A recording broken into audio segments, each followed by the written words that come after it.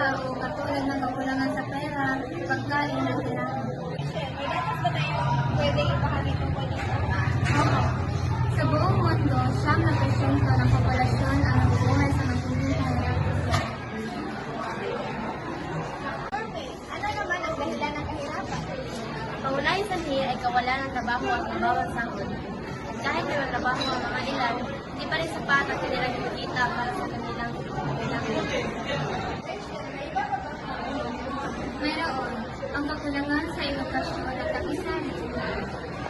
Epekto ng kahirapan sa buhay ng ngayon. Malaki ang epekto sa kalusugan. Maraming bata nagsasakit dahil sa kakulangan ng nutrisyon. Nagkakaapekto ba ito sa mental health? Oo, kagaya ng stress, depression at anxiety.